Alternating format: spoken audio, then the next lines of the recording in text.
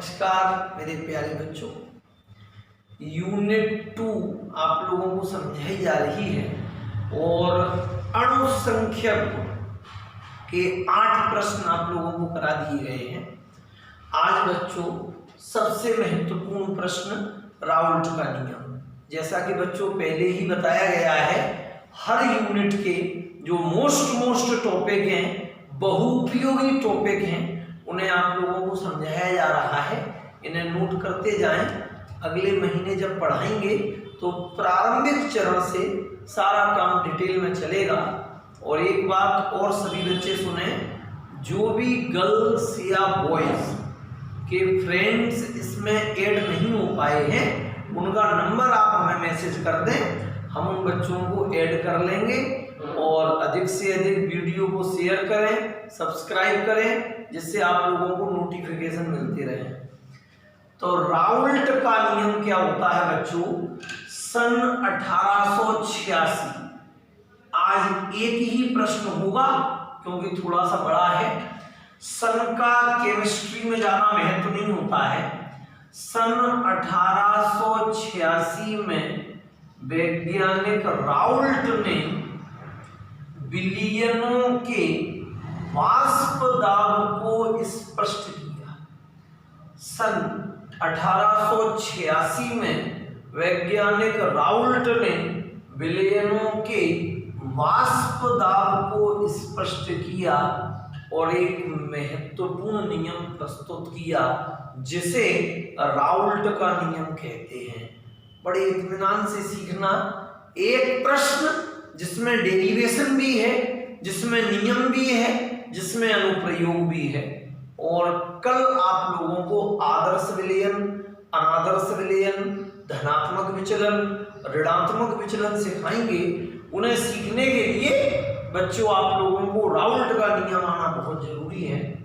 तो वाष्प दाब क्या होता है? वैसे पहले बताया जा चुका है।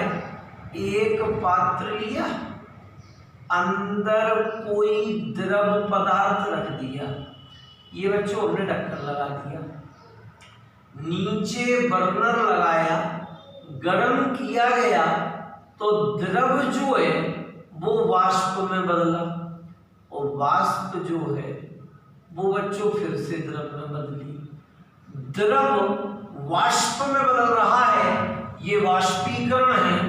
वाष्प द्रव में बदल रही है, ये संघनन है।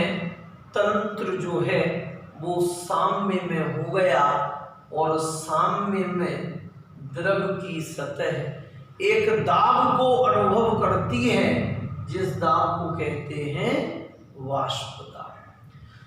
सन 1886 में वैज्ञानिक राउल्ट ने विलयनों के वाष्प दाब को स्पष्ट करने हेतु एक महत्वपूर्ण नियम प्रस्तुत किया, जिसे राउल्ट का नियम कहा जाता है। और बच्चों राउल्ट का नियम 2 स्थितियों में लागू होता है, बड़े आराम से चलेगा काम।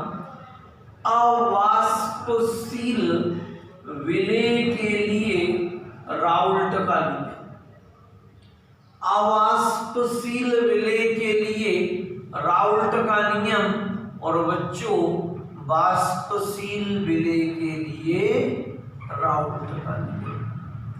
अवाष्पशील विलय के लिए और वाष्पशील विलय के लिए। अब अवाष्पशील विलय क्या है? जिनकी वाष्प नहीं बनती, और वाष्पशील विलय जिनकी वाष्प बनती है। नियम चल रहा है। एक पात्र लिया, बहुत ध्यान देना पड़ेगा सबको। पात्र में विलायक है, पात्र में पानी है, और विलायक को बच्चों हम ए मान रहे हैं। पात्र में विलायक है, विलायक को ए माना हमने। इसमें थोड़ा सा सोडियम क्लोराइड नामक अवाष्पशील विलय मिला दिया, विलय को बी माना। अब बच्चों एक बात बताओ, इस तंत्र को हम गर्म करेंगे। ए की वाष्प बनेगी कि बी की बनेगी? ए की बनेगी, क्योंकि बी जो है वो नमक है, और नमक जो है बच्चों एक अवाष्पशील विलेय हुआ करता है। तो वाष्प विलायक की बनेगी तो वाष्प दाब भी विलायक का होगा।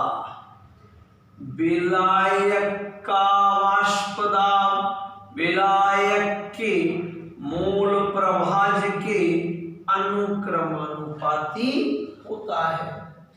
मूल प्रभाज माने मात्रा। अगर विलायक की मात्रा कम रखे हैं वाष्प कम बनेगी, वाष्प दाब कम होगा। विलायक की मात्रा अधिक रखे हैं वाष्प अधिक बनेगी, वाष्प दाब भी अधिक होगा। गर्म बच्चों पूरे विलयन को कर रहे हैं तो बराबर में क्या लगाएंगे? पी। अब ये जो परिभाषा बनी, नियम बना, इसका एक वर्ड याद कर लेना, स्थिर ताप। स्थिर ताप पर किसी अवाष्पशील विलेय के विलयन में उपस्थित। नियम की बच्चों एक विशेषता होती है, जैसा वैज्ञानिक महोदय लिख गए हैं जस का तस आपको लिखना पड़ता है। अपन इसे भाषा सरल नहीं कर सकते, और सभी किताबों में जितने भी राइटर्स की बुक हैं नियम एक ही रहता है। स्थिर ताप पर किसी अवाष्पशील विलेय के विलयन में उपस्थित विलायक की वाष्प दाब का मान विलायक के मूल प्रभाज के अनुक्रमानुपाती होता है। बड़े आराम से बोले बच्चों। स्थिर ताप पर किसी अवाष्पशील विलेय के विलयन में उपस्थित विलायक की वाष्प दाब का मान विलायक के मूल प्रभाज के अनुक्रमानुपाती होता है। अब बच्चों तंत्र को जब गर्म करेंगे ना तो वाष्प तो विलायक की ही बनेगी। पी समानुपात को बराबर में बदलते हैं। इस तरह का आता है के इंटू एक्स ए का हो गया एक्स ए, समीकरण 2। ये पी क्यों नहीं दिया? क्योंकि यहाँ केवल विलायक की वाष्प बन रही है। पी कैसा है? अवाष्पशील। तो पी ए बराबर के इंटू एक्स ए। समीकरण 2 को शुद्ध विलायक के लिए लागू करने पर, समीकरण 2 को शुद्ध विलायक के लिए लागू करने पर, समीकरण 2 को शुद्ध विलायक के लिए लागू करने पर कैसे करेंगे बच्चों लागू? ध्यान दीजिएगा। एक्स ए का फॉर्मूला मूल प्रवाह सिखाया है। एक्स ए बराबर N A upon N A plus N B. शुद्ध विलायक केवल और केवल पानी होगा, विलेय के मूल नहीं होंगे। ये विलायक शुद्ध विलायक नहीं है क्योंकि इसमें विलेय भी है। केवल और केवल शुद्ध जल हमारे पास है, हमारे पास है, वो हो जाएगा शुद्ध विलायक। तो एक्स ए बराबर N A upon N A plus N B. शुद्ध विलायक में विलेय के मूल 0। तो एक्स ए बराबर बच्चों क्या हो गया? एक्स ए बराबर N A upon N A plus 0। शुद्ध विलायक में विलेय के मूलों की संख्या 0 रहती है, तो एक्स ए बराबर 1। एक्स ए का मान कितना हो गया? 1। तो शुद्ध विलायक में XA का मान 1 होता है, समीकरण 2 में रखें PA का PA बराबर K। बच्चों XA का मान 1, तो XA की जगह 1 रख दें, PA बराबर K। शुद्ध के लिए तो PA पे डिग्री लगा दी। शुद्ध विलायक में विलायक का मोल प्रभाज इकाई होता है और शुद्ध के लिए डिग्री। K का 1 में मल्टीप्लाई होगा, K आएगा, तो K की वैल्यू बच्चों किसके बराबर हो गई? P degree A। K का मान समीकरण 2 में रखेंगे, PA का PA बराबर, K का मान किसके बराबर है? P degree A। K के स्थान पे क्या रख दिया? P degree A into XA का मान XA के बराबर। K का मान P डिग्री है, K की जगह P डिग्री है। अब नियम सुनना, 3 इसमें इन्वर्टेड कॉमास हैं। पहला क्या था? स्थिर ताप पर किसी अवाष्पशील विलेय के विलयन में उपस्थित विलायक के वाष्प दाब का मान विलायक के मूल प्रभाज के अनुक्रमानुपाती होता है। समानुपात को बराबर में बदला के शुद्ध विलायक में XA का मान 1 आया, XA की जगह 1 रखा, शुद्ध के लिए बच्चों डिग्री लगाई, K is equal to P degree है, K के स्थान पर P डिग्री है, तो अंतिम संबंध बना PA बराबर P डिग्री है इंटू XA।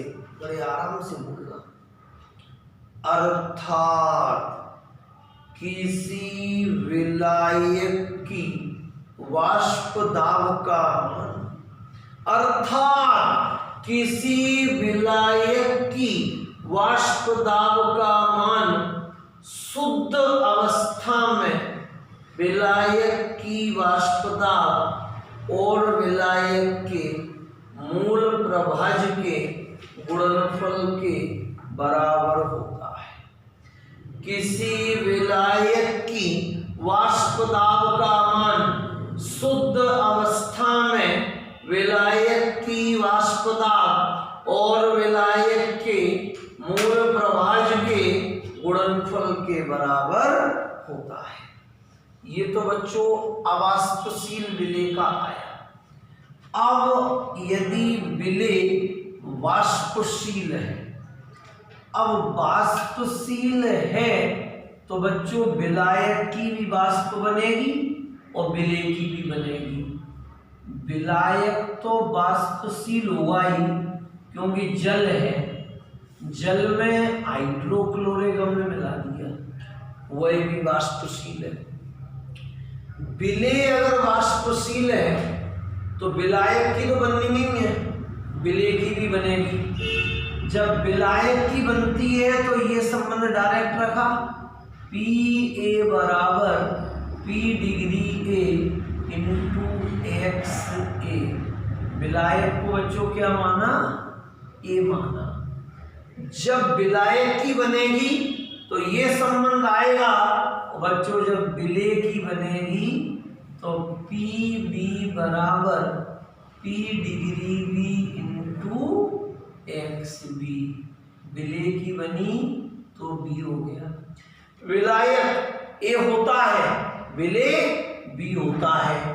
अब इनके नियम बोले, A माने विलायक, P माने वाष्प दाब, B माने विलेय, डिग्री माने शुद्ध, X माने मूल प्रभाज। अर्थात किसी विलायक की वाष्प दाब का मान शुद्ध अवस्था में विलायक के वाष्प दाब और विलायक के मोल प्रभाज के गुणनफल के बराबर होता है। अर्थात किसी विलेय की वाष्प दाब का मान शुद्ध अवस्था में विलेय की वाष्प दाब और विलेय के मूल प्रभाज्य के गुणनफल के बराबर होता है। अब भाई डाल्टन के आंशिक दाब का नियम जानते हैं, 11th में पढ़ा है, P is equal to P A plus P B. बस बच्चों पी ए के स्थान पे क्या रखें, P degree A into X A plus P B की जगह पे P degree B into X B. अभी पूरा नहीं हुआ, अभी बच्चों एक अनुप्रयोग आएगा, थोड़ा सा रिवाइज कर लें बस। सन 1886 में वैज्ञानिक राउल्ट ने वाष्प दाब को स्पष्ट करने हेतु एक महत्वपूर्ण नियम प्रस्तुत किया, जिसे राउल्ट का नियम कहा जाता है। यह नियम अवाष्पशील विलेय एवं वाष्पशील विलेय दोनों के लिए ही संचालित होता है। अवाष्पशील विलेय के लिए राउल्ट का नियम, स्थिर ताप पर किसी अवाष्पशील विलेय के विलयन में उपस्थित विलायक की वाष्प दाब का मान विलायक के मूल प्रभाज्य के अनुक्रमानुपाती होता है। पी ए का पी ए समानुपात को बराबर में बदला के एक्स ए का एक्स ए। समीकरण 2 को शुद्ध विलायक के लिए लागू कर रहे हैं। एक्स ए बराबर N A upon N A plus N B. शुद्ध विलायक में केवल और केवल विलायक होता है, विलेय के मूल 0, तो N A upon N A बराबर 1। एक्स ए की जगह क्या रखेंगे 1। शुद्ध के लिए डिग्री, के का मान किसके बराबर पी डिग्री है, के स्थान पे क्या रखते हैं पी डिग्री है। पी ए बराबर पी डिग्री है into X A. P A बराबर पी डिग्री है इंटू एक्स ए, अर्थात किसी विलायक की वाष्प दाब का मान शुद्ध अवस्था में विलायक की वाष्प दाब और विलायक के मूल प्रभाज्य के गुणनफल के बराबर होता है। अब बच्चों वाष्पशील विलेय के लिए राउल्ट का नियम, जब विलायक की वाष्प बनेगी बच्चों तब आएगा पी ए बराबर P degree A into X A, और जब विलेय की वाष्प बनेगी तो पी बी बराबर P degree B into X B. P बराबर P A plus P B, ये पी ए रख दिया, ये पी बी रख दिया। अब बच्चों इसका अनुप्रयोग और है, चाहे तो इसका भी नियम बोल लें आराम आराम से। अर्थात किसी विलायक की वाष्प दाब का मान शुद्ध अवस्था में विलायक की वाष्प दाब और विलायक के मूल प्रभाज्य के गुणनफल के बराबर होता है। किसी विलेय की वाष्प दाब का मान शुद्ध अवस्था में विलेय की वाष्प दाब और विलेय के मूल प्रभाज्य के गुणनफल के बराबर होता है। बच्चों एक इसका अनुप्रयोग और है, राउल्ट के नियम का अनुप्रयोग, उसे इसी में जोड़ना पड़ता है। Application is a part of Raoult's law. छोटा सा अनुप्रयोग है, कई बार आता भी है। राउल्ट के नियम का अनुप्रयोग। अब अनुप्रयोग क्या होता है ध्यान देंगे जरा। सबसे पहले तो राउल्ट का नियम, पी ए बराबर P degree A into X A. समीकरण 1 कब, जब विलायक की वाष्प बने। पी बी बराबर P degree B into X B, कब, जब विलेय की वाष्प बनेगी, विलायक की वाष्प बनेगी तो ए आएगा, विलेय की वाष्प बनेगी तो बी आएगा। एक सामान्य चीज बच्चों आप बताएं, X A plus X B बराबर कितना होगा? एक्स ए क्या होता है? N A upon N A plus N B plus X B N B upon N A plus N B. LCM आया N A plus N B, ऊपर क्या हो गया? N A plus N B. अंशों हर बराबर मान 1 सोल्व करके देख सकते हैं। तो X A is equal to 1 minus X B. ये किसी को नहीं आया हो तो इधर देखो, एक्स ए बराबर क्या होता है? N A upon N A plus N B. X B बराबर क्या होता है? N B upon N A plus N B. LCM कितना आया? N A plus N B. ये कट गया, ऊपर एन ए, ये कट गया, ऊपर एन बी। Value is 1। बच्चों हर संभव प्रयास किया जा रहा है कि आपके मन में कोई क्वेश्चन आए ही नहीं, फिर भी अगर कोई प्रश्न आता है तो फोन पे आप उसको समझ सकते हैं। एक्स ए इधर ले गए, 1 minus X B. X A का मान समीकरण 1 में रखवाएंगे, P A is equal to P degree A into, बच्चों एक्स ए का मान किसके बराबर है? 1 माइनस एक्स बी। तो एक्स ए की जगह क्या रख दिया? 1 minus X B. P A बराबर अंदर मल्टीप्लाई चलने दो, P degree A minus P degree A का एक्स बी में कर दो, P degree A into X B. अब तो एक्स बी निकालना चाहेंगे, एक्स बी बराबर पी डिग्री है, इसको इधर ले लो, माइनस पी है, थोड़ा वाला नीचे पहुंचा, हेंस प्रूव्ड। ये प्रश्न बच्चों इस नाम से भी आ सकता है। अर्थात वाष्प दाब में आपेक्षिक अवनमन का मान विलेय के मोल प्रभाज्य के बराबर होता है, क्योंकि ये संबंध क्या हुआ? वाष्प दाब में आपेक्षिक अवनमन, इसका मान विलेय के मोल प्रभाज्य के बराबर होगा। तो बच्चों आज हमने राउल्ट का नियम जाना और उसका अनुप्रयोग जाना। केमिस्ट्री विषय की तो बच्चों बिल्कुल चिंता न करें। कल हमने दोपहर 1 बजे से सायं 6 बजे तक कंप्यूटर में करेक्शन किए। जो जितनी हमसे आप लोगों के लिए मेहनत हो पा रही है उतनी कर रहे हैं।